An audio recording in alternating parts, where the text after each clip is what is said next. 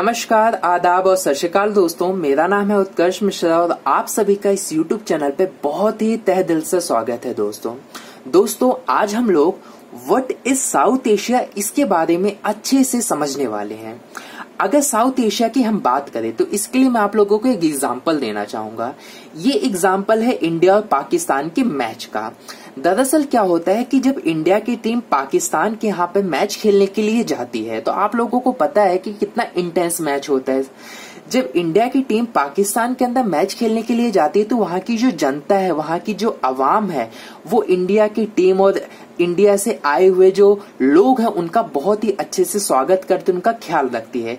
इसी के साथ जब पाकिस्तान की टीम या पाकिस्तान का कोई भी जो व्यूअर है वो इंडिया के अंदर आता है, पाकिस्तान से इंडिया के अंदर मैच देखने के लिए, पाकिस्तान की टीम जब इंडिया के अंदर आती है मैच देखने के लिए तो इंडिया के जो लोग होते हैं उनका बहुत ही अच्छे से वेलकम करते, उनकी बहुत टेक केयर करते, उनकी रिस्पेक्ट करते हैं। लेकिन साथ ही साथ जो मैच होता है तो आप लोगों को पता है कि मीडिया या फिर लोगों के मन में कितना ज्यादा होता है कि भाई ये जो मैच है जरूर देखेंगे इंडिया और पाकिस्तान का। मीडिया में भी कवरेज आने लग जाती है। साथ ही साथ अगर यही सेम ना कंडीशन साउथ एशिया के साथ है, क्या इट इज अ रीजन, ये एक ऐसा इलाका है साउथ एशिया का वेयर राइवरी एंड गुडविल, जहां पर आपको दुश्मनी भी है और प्यार भी है। साउथ एशिया के अंदर होप एंड डिसअपेयर, जहां पर आपको एक उम्मीद भी है और एक नाउम्मीद भी है। म्यूचुअल सस्पिशन एंड ट्रस्ट को एग्जिस्ट, जहां पे हमें डर भी है लेकिन कहीं ना कहीं हमें विश्वास भी है। तो यही जो साउथ एशिया है ये देशों के बीच है, जो साउथ एशिया के जो देश हैं इनके बीच में एक ट्रस्ट भी है, एक डर भी है, इनके बीच में अंडरस्टैंडिंग भी है और थोड़ा शक भी है कि पता नहीं हम उनके साथ दोस्ती करें, पता नहीं वो हमारा दोस्ती में साथ देंगे, बीच में ही हमें धोखा दे देंगे। जब कभी साउथ एशिया की बात आती है तो यहाँ पर हम कंसिडर बांग्लादेश, भूटान, इंडिया, मालदीव्स, नेपाल, श्रीलंका और पाकिस्तान की बात करते हैं।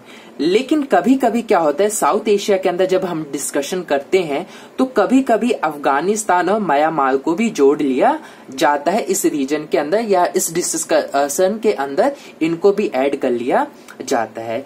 अगर एग्जाम में पूछे कि साउथ एशिया के अंदर कितने देश हैं, कौन कौन से देश है, तो आप यही 7 लिखेंगे कि ये 7 देश हैं जो साउथ एशिया के अंदर है।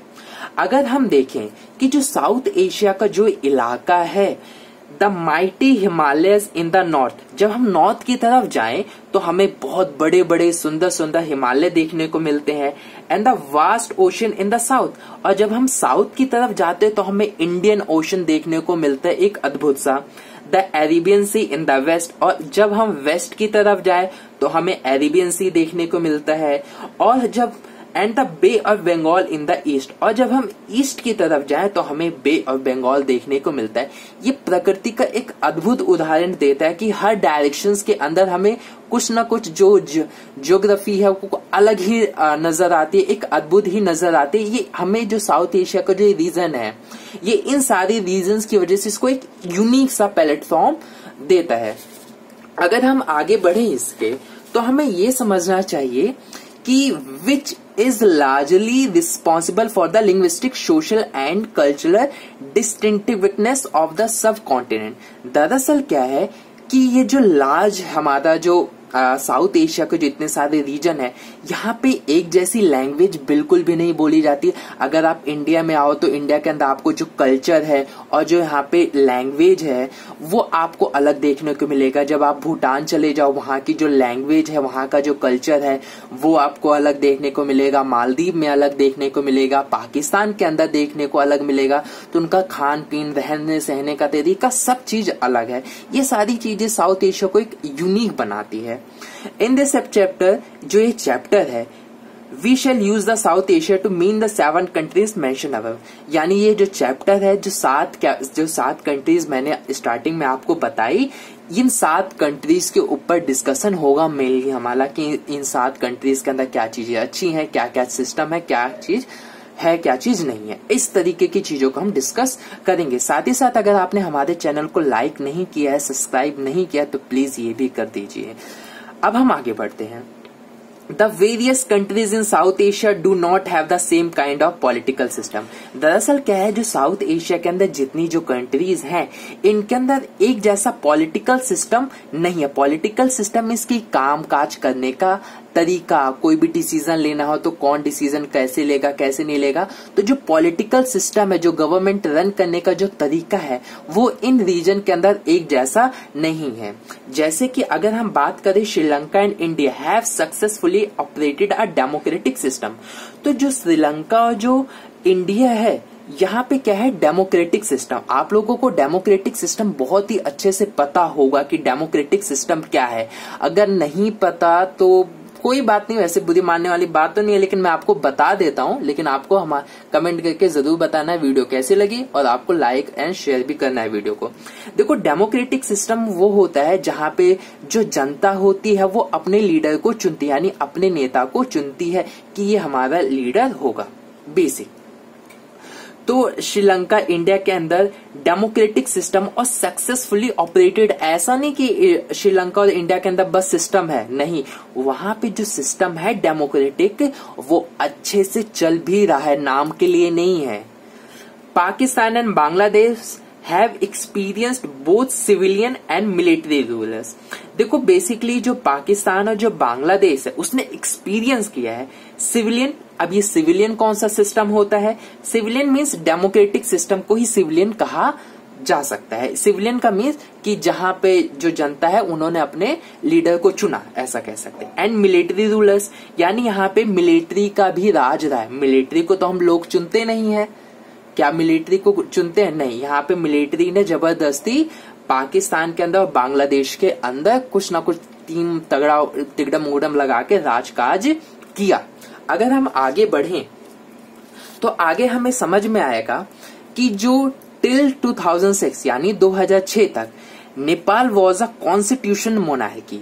आप लोगों को पता होगा कॉन्स्टिट्यूशन मोनार्की वो होता है जहां पे राजा भी होता है, किंग भी होता है और कॉन्स्टिट्यूशन भी होता है. कॉन्स्टिट्यूशन तो आप लोगों को पता होगा कि क्या है. कॉन्स्टिट्यूशन एक बुक है जिसके अंदर रूल्स एंड रेगुलेशन लिखे गए होते हैं कि देश के अंदर कैसे कामकाज होगा. With that danger of the king taking over executive powers. लेकिन कहीं ना कहीं जहां कॉन्स्टिट्यूशन मोनार्की था तो लोगों को ये डर लग रहा था कि जो किंग है वो बड़ा खतरनाक है. वो क्या कर सकता है कि जो कॉन्स्टिट्यूशन को अबॉलिश करके अगेन अपनी पावर को एस्टैब्लिश कर लेगा.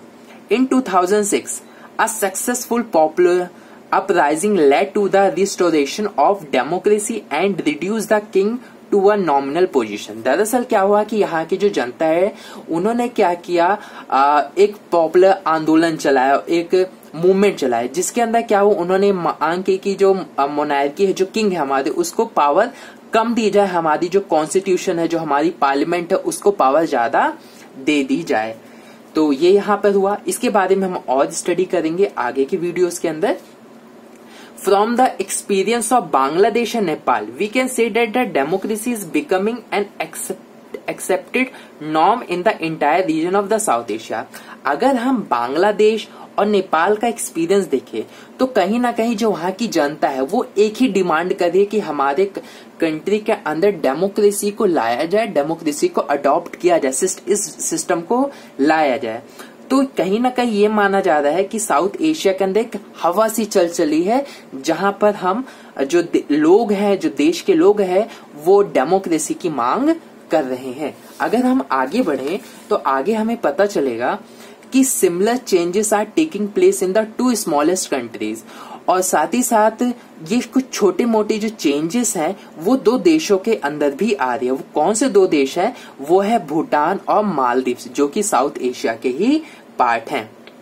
दरअसल क्या है, भूटान इज स्टिल मोनार्की. देखो, भूटान के अंदर अभी भी राजा है, but the king has initiated plans for its transition to multi party democracy. लेकिन जो वहां का जो किंग है उसने ये इनिशिएटिव ले चुका है, या उसने ऐसे प्लान बना रहा है कि वहां पर मल्टी पार्टी डेमोक्रेसी हो. अब आप लोगों के दिमाग में आ रहा होगा अगेन कि मल्टी पार्टी डेमोक्रेसी क्या है.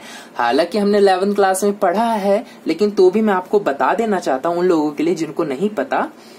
It is a political system. ये एक पॉलिटिकल सिस्टम होता है in which multiple political parties across the political spectrum run for national election. दरअसल क्या होता है कि ये एक चुनाव कह सकते हैं जहां पे अलग अलग जो पॉलिटिकल पार्टीज हैं वो आती हैं and all have the capacity to gain control of government offices separately और इन अ कोलिशन। दरअसल क्या होता है, जैसे इंडिया के अंदर है, इंडिया के अंदर आपको अलग अलग पार्टी देखने को मिल जाएगी। बीजेपी है, कांग्रेस है, आम आदमी पार्टी है, आपको अलग अलग रीजन पे अलग अलग पार्टीज आपको देखने को मिल जाएगी। ये जो बड़ी पार्टीज हैं उनके पास ये पावर है कि वो गवर्नमेंट चला सके, यानी गवर्नमेंट के ऑफिसेज के अंदर वो बैठ सके, या तो वो अकेले बैठेंगे यानी उनको सीटें मेजोरिटी मिल गई, लोगों ने उनको सबसे ज्यादा वोट दिया, उनकी सीटें सबसे ज्यादा आई, तो या तो वो सेपरेटली अकेले बैठ सकते हैं। अगर वो अकेले नहीं बैठ सकते तो वो किसी और पार्टी की कोलिशन कर लें। कोलिशन का मतलब उनके साथ आ जाए और गवर्नमेंट के अंदर बैठ जाए। तो इसी को कहते हैं मल्टी पार्टी डेमोक्रेसी, जहां अलग अलग पार्टियां होती है, उनके पास ये चांस होता है कि वो गवर्नमेंट के अंदर आ सके, यानी सरकार चला सके, इक्वल चांस होता है। अगर हम आगे बढ़ें तो आगे हमें ये समझ में आएगा कि द अदर आइलैंड नेशन, यानी दूसरा आइलैंड नेशन कौन है, वो बताओ, कमेंट करके आपको बताओ कि दूसरा आइलैंड नेशन कौन सा है। पहला श्रीलंका है, दूसरा आइलैंड नेशन कौन है, आप मुझे कमेंट करके जरूर बताओ। वॉज अ सल्तनत, वहां पे क्या थी, एक सल्तनत थी। कब तक थी, 1968 तक। दरअसल सल्तनत क्या होता है, सल्तनत को एक बेसिकली एक कंट्री होती है, जो सल्तनत का जो किंग होता है इसको हम कहते हैं सुल्तान। सल्तनत इज इक्वल टू कंट्री, और इस कंट्री का जो किंग होता है उसको हम कहते हैं सुल्तान। तो 1968 तक ये सल्तनत थी, ये शब्दों का खेल है, बाकी तो कुछ नहीं है। When it was transformed into a republic, then बाद में क्या हुआ, जो सल्तनत थी, जो कंट्री थी, वो रिफॉर्म कर दी गई, कैसे, एक रिपब्लिक में, with a presidential form of government, यानी एक ऐसा रिपब्लिक जहां पे प्रेसिडेंटल फॉर्म ऑफ गवर्नमेंट हो। अब दो चीज आ गई यहाँ पे, रिपब्लिक क्या है और प्रेसिडेंटल फॉर्म ऑफ गवर्नमेंट क्या है। देखो, रिपब्लिक वो होता है where government leader are elected, जहां पे जो सरकार होती है, जो सरकार चलाएगी, जो लोग चलाएंगे, और जो लीडर्स होते हैं वो दोनों ही लोगों द्वारा इलेक्टेड होते हैं, यानी उनको चुना गया हुआ होता है। अगला आता है presidential form of government. Basically presidential form of government ये शासन करने का एक तरीका है। इसके अंदर क्या होता है कि जो लोग होते हैं वो अपने प्रेसिडेंट को भी चुनते हैं, यानी वो अपने राष्ट्रपति को भी चुनते हैं, और अपने पार्लियामेंट यानी अपने संसद को भी वो लोग चुनते हैं। यहाँ पे जो हेड ऑफ द गवर्नमेंट होता है वो कौन होता है, प्रेसिडेंट होता है। हमारे यहाँ पे हेड ऑफ द गवर्नमेंट कौन है, हमारे यहाँ पे हेड ऑफ द गवर्नमेंट है प्राइम मिनिस्टर, पर यहाँ पे प्रेसिडेंट होता है, जो राष्ट्रपति होता है वो मेन होता है यहाँ पर। अब दरअसल क्या हुआ, in June 2005 the parliament of the Maldives voted unanimously to introduce a multi party system, तो दरअसल क्या हुआ कि जून 2005 के अंदर जो पार्लियामेंट थी मालदीव की, उन्होंने क्या किया, वोट करवाया। वोट में क्या हुआ कि ज्यादातर लोगों ने ये वोट किया कि हमारे यहाँ पे मल्टी पार्टी सिस्टम हो। मल्टी पार्टी सिस्टम मीन्स कि वहां पर भी मल्टी पार्टी सिस्टम लागू किया जाए। मल्टी पार्टी सिस्टम को मैंने बता दिया। द मालदीवियन डेमोक्रेटिक पार्टी, जिसे हम एनडीपी कहते हैं, dominates the political affairs of the islands democracy, यानी जो मालदीवियन जो पॉलिटिकल पार्टी है एमडीपी, वो ज्यादातर पॉलिटिकल अफेयर्स को हैंडल कर, कह सकते हैं एमडीपी की ज्यादा चलती है मालदीव के अंदर। Democracy strengthened in the Maldives after the 2005 के बाद क्या हुआ कि जो मालदीव है वहां पे जो डेमोक्रेसी वो और मजबूत हुई है। क्यों?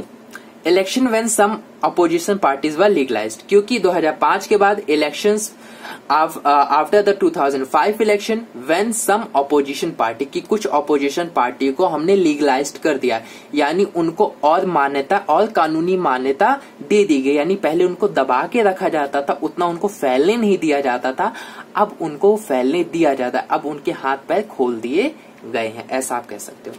There are significant findings, for it was earlier believed that democracy could flourish and find support only in prosper countries of the world. अक्सर मान्यता ये थी, जो बड़े बड़े फिलोसफर्स हैं या कह लीजिए जो बड़े बड़े राजनीतिज्ञ, जो पॉलिटिशियंस हैं, जो उनका मानना ये था कि डेमोक्रेसी वहीं पर अच्छे से फल फूल सकती है, यानी अच्छे से लागू की जा सकती है, जो कंट्री है वो कैसी हो, डेवलप्ड हो या फिर अमीर हो। लेकिन जब हम साउथ एशिया के इलाके को देखते हैं, जब हम इंडिया को देखते हैं, जब हम श्रीलंका को देखते हैं, तो हमें जो स्टेटमेंट है ये हमें क्या लगती है, गलत लगती है थोड़ी, क्योंकि इंडिया उतना डेवलप नहीं है, डेवलपिंग कंट्री है, श्रीलंका भी डेवलपिंग कंट्री है, तो यहां पर डेमोक्रेसी अच्छे से फल फूल रही है। लेकिन पहले लोग कहा करते थे कि डेमोक्रेसी वहीं पर ही अच्छे से लागू की जा सकती है, अच्छे से फल फूल सकती है जहां पे जो कंट्री है वो अमीर हो। लेकिन इंडिया, श्रीलंका तो ऐसे नहीं थे जब किया गया, लेकिन तो भी यहाँ पे डेमोक्रेसी बहुत ही अच्छा चल रहा है और दुनिया के सामने एक अच्छा उदाहरण पेश कर रहा है। आई होप आपको ये वीडियो अच्छी लगी होगी, और हाँ, वीडियो अच्छी लगी है तो दोस्तों में शेयर करिए, कमेंट करिए, साथ ही साथ मुझे आप लोग इंस्टाग्राम पे जरूर फॉलो करिए। डाउट है तो आप लोग मुझे वहां पर पूछ सकते हैं। मिलते हैं आपसे नेक्स्ट वीडियो के अंदर, तब तक के लिए बाय बाय।